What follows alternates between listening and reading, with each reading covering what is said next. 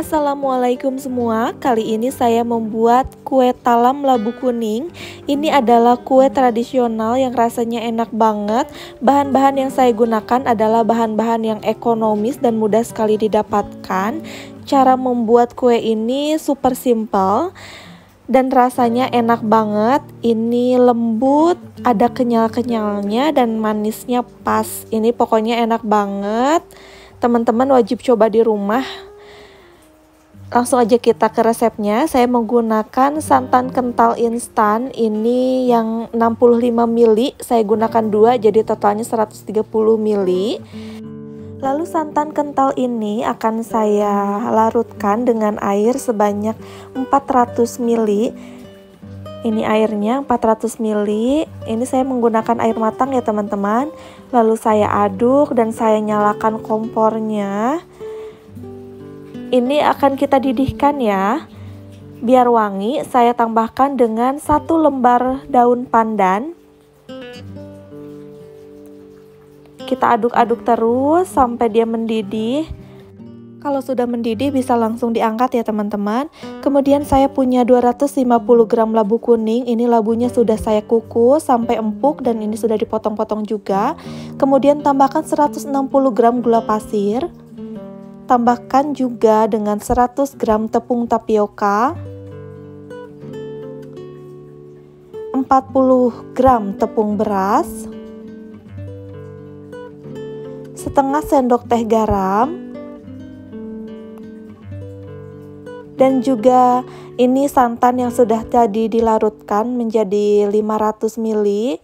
Ini saya pakai 300 ml dulu ya. Untuk layer kesatunya 300 ml santan. Kemudian ini sudah di blender.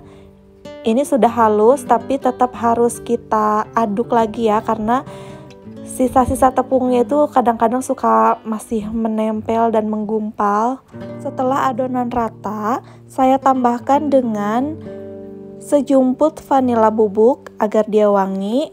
Kemudian karena ini labunya kurang kuning, warnanya kurang cantik, saya tambahkan dengan pewarna makanan. Ini kalau teman-teman pakai labu yang warnanya kuning banget, itu tidak perlu pakai pewarna makanan ya, karena itu warnanya sudah cantik sendiri. Ini kebetulan labunya memang kurang kuning, labunya masih agak muda, jadi saya tambahkan dengan pewarna makanan. Saya gunakan yang warna kuning tua. Diaduk-aduk sampai warnanya benar-benar rata ya.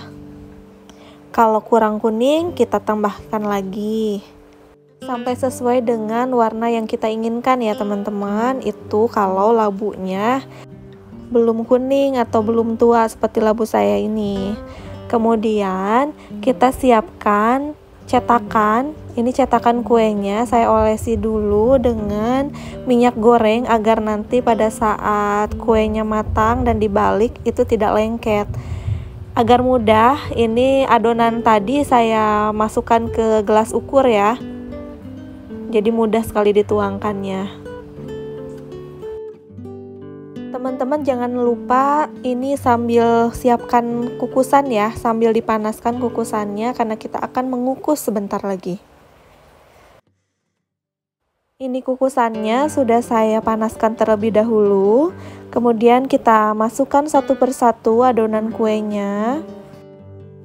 Ini akan kita kukus selama 30 menit menggunakan api sedang ya teman-teman. Kemudian sambil menunggu 30 menit, sambil menunggu matang, kita siapkan untuk layer kedua. Saya gunakan sisa santan tadi 200 ml ya. Kemudian tambahkan dengan 2 sendok makan gula pasir, setengah sendok teh garam, 1/4 vanila bubuk,